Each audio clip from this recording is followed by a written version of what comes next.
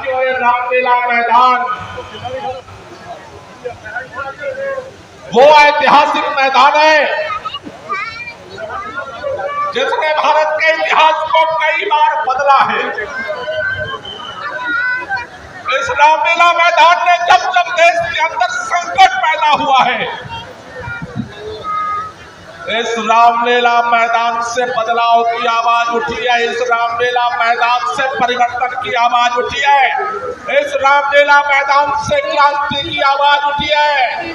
आज फिर देश के अंदर जिस तरह से तानाशाही की सरकार इस देश की आवाम को, इस देश के छात्रों को, इस देश के मजदूरों को, इस देश के किसानों को, इस देश के युवाओं को, इस देश के विपक्षी पार्टियों को जिस तरह से कुचलने की कोशिश हो रही है, आज 31 मार्च का रामलीला मैदान इस तानाशाही को उखाड़ कर फेंकने के लिए और भारत के संविधान, भारत के लोकतंत्र को बचाने का नया इतिहास रचने के लिए यहाँ इकट्ठा हुआ है। पूरा देश यहाँ इकट्ठा हुआ है। साथियों, अभी सौरभ भारद्वाज ने जैसा बताया, आज पूरे देश से इंडिया गठबंधन के जितने प्रमुख घटक दल हैं, उन सभी दलों के प्रमुख नेता आज इस महारैली में शामिल होने के लिए पहुंच रहे हैं। बहुत सारे नेता यहाँ मंच पर आ चुके हैं। बहुत सारे नेता अभी रास्ते में पहुंचने वाले। यहाँ से लेकर के और पीछे तक चारों तरफ आज जो ये जन सैलाब उमड़ा है, वो इस बात का शंखनाद कर रहा है कि आज का रामलीला मैदान एक परिवर्तन का इतिहास लिखने जा रहा है। दोस्तों, आज के इस रैली में वैसे तो हमें इस बात का दर्द है कि आज पूरे देश से नेता, अलग अलग पार्टियों के लीडर्स आज दिल्ली के रामलीला मैदान पहुंच रहे हैं। हमें अच्छा लगता अगर दिल्ली के मुख्यमंत्री अरविंद केजरीवाल यहाँ मौजूद होते और वो खुद इन सभी नेताओं का स्वागत करते। लेकिन हमें अफसोस है कि इस चुनाव के दौरान तानाशाही सरकार ने जिस तरह से दिल्ली के चुने हुए मुख्यमंत्री को गिरफ्तार करके ईडी के कस्टडी में बंद करके रखा है, आज वो स्वागत करने के लिए यहाँ उपस्थित नहीं है।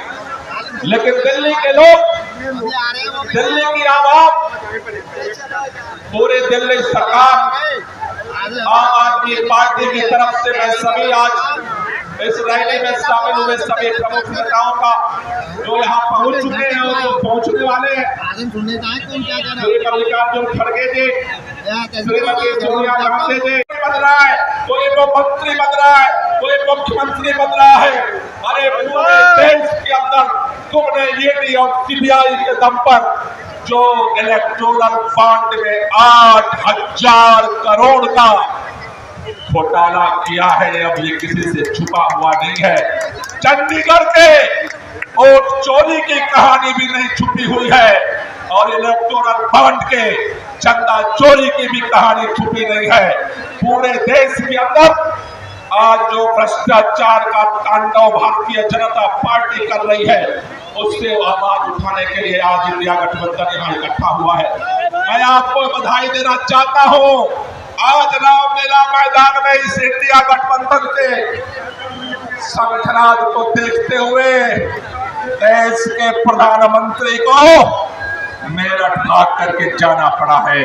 आज प्रधानमंत्री को लगता है कि आज का शंखनाद, आज की आवाज पूरे देश में ना गूंजे। आज ही के दिन प्रधानमंत्री ने भी मेरठ में रैली रखी है।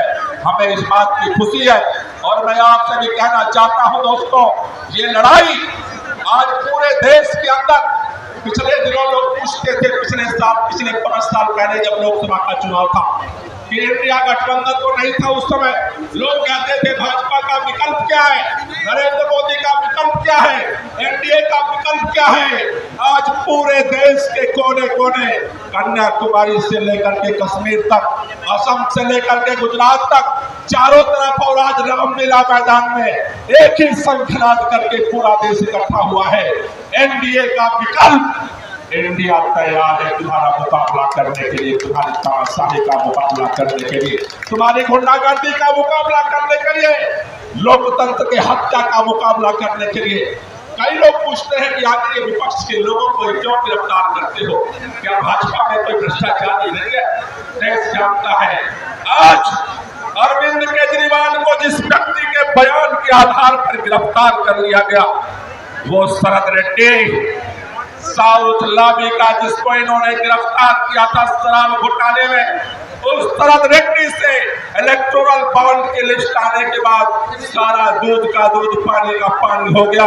उस शरद रेड्डी से ये भाजपाइयों ने 60 करोड़ रुपया लिया है, जो आज रिकॉर्ड है। मैं पूछना चाहता हूं आज देश के प्रधानमंत्री से, इस 60 करोड़ रुपए का हिसाब कब दोगे? मैं ईडी से पूछना चाहता हूं, अरे तुमने मुख्यमंत्री को गिरफ्तार कर लिया, इस शरद रेड्डी को कब फिर गिरफ्तार करोगे? अभी कल हमने देखा एनडीए में राघव और ममता के पिता को कैंडिडेट बना दिया, सारे विधानों को चुन चुन करके जिस पर आरोप लगाते थे उनको गिरफ्तार कर लिए, और उसके बाद तुमने पैसा ले लेकर के जमानत दिलवा दी, और आज पूछते हो कि कौन लोगों को जमानत नहीं मिल रही। मैं आपसे कहना चाहता हूं दोस्तों, ये देश एक नया इतिहास रचने के लिए आपसे कुर्बानी मांग रहा है। ये देश एक मुहाने पर खड़ा है, और 1942 में महात्मा गांधी ने एक नारा दिया था, करो या मरो। आज देश इसी मुहाने पर खड़ा है। अगर ये लोकसभा का चुनाव जीत गया फिर इस देश की तस्वीर और इस देश की तस्वीर का आकलन करना आज मुश्किल है। इसलिए इस रामलीला मैदान में जितने देश के बेटे बेटियां आए हैं, जितने देशभक्त आए हैं, उनसे कहना चाहता हूं, ये करो या मरो का वक्त है। अगला 2 महीना अपने नौकरी से छुट्टी लो, अपने काम से छुट्टी लो। 2 महीने लोकतांत्रिक आंदोलन का समय है, 2 महीना क्रांति का समय है। ये देश में लोकतंत्र ऐसे नहीं मिला। याद करो शहीद आजम भगत सिंह, राजगुरु सुखदेव को, याद करो तात्या टोपे को, अजमुल्ला खां को, याद करो बहादुर शाह जफर को, याद करो बेगम हजरत रानी लक्ष्मीबाई को, याद करो इस देश के स्वतंत्रता संग्राम सेनानियों को, याद करो महात्मा गांधी, अम्बेडकर, फूले को, जिनकी कुर्बानी के दम पर यह देश आजाद हुआ है। आज अगर हम चुप रह गए, आने वाली पीढ़ियां जवाब मांगेगी। जब देश तानाशाही की नई गुलामी में जा रहा था तुम क्या कर रहे थे? इसलिए दोस्तों आपसे कहना चाहता हूं, अरविंद केजरीवाल एक व्यक्ति नहीं, एक मुख्यमंत्री है। हेमंत सोरेन एक व्यक्ति नहीं, एक मुख्यमंत्री है। आज सारे लोकतंत्र की संस्थाओं को ध्वस्त करने का अभियान चल रहा है। इसलिए आपसे कहना चाहता हूं, अभी हमारे बीच में धीरे धीरे सभी प्रोग्राम तैयार है। आपसे एक ही बात कहना चाहता हूं, इस तानाशाही का लोग पूछ रहे हैं, इस तानाशाही का समाधान क्या है? आपसे एक ही बात कहना चाहता हूं, तानाशाही का एक ही समाधान है, ज्यादा से ज्यादा मतदान करवाओ। अपने अपने इस रहने के बाद घरों में जाना, पूरे देश में जाना, अपने अपने घरों में जाकर के एक रजिस्टर खरीद लेना, अपने दोस्तों की, अपने रिश्तेदारों की, अपने जानकारों की लिस्ट बनाना शुरू करो और सबको इस बात के लिए तैयार करो। इस बार ऐतिहासिक मतदान करवाएंगे, तानाशाही को हरवाएंगे और इस देश बहुत स्वागत है। में नहीं, पूरा अपना देश हिंदुस्तान आपके साथ में है। देश में जो स्थिति है मैं दोहराना नहीं चाहूंगा। कुछ दिन पहले आशंका थी कि क्या हमारा देश तानाशाही की ओर चल रहा है, लेकिन अब वो आशंका नहीं रही, अब वो सच्चाई है। अगर बीजेपी सरकार को ऐसे लग रहा होगा कि अरविंद जी को अरेस्ट किया, हेमंत जी को अरेस्ट किया तो लोग डर जाएंगे, लेकिन उनको आज तक पता नहीं, उन्होंने अपने देशवासियों को कभी पहचाना नहीं। मेरे भारत का हर कोई डरने वाला नहीं, लड़ने वाला है। और अगर हिम्मत है तो बाकी आपकी सारी एजेंसीज हैं, ईडी, सीबीआई, इनकम टैक्स, जैसे हम इंडिया गठबंधन बनाकर सबके सामने आए हैं, अगर आप में हिम्मत है तो बीजेपी को मैं कहता हूं, चुनौती देता हूं कि बाकी सारे लोगों को छोड़ दो, आप सीधा आपके बैनर पर लगा दो कि बीजेपी के साथ जो 3 साथी पार्टी है वो ईडी, इनकम टैक्स और सीबीआई है।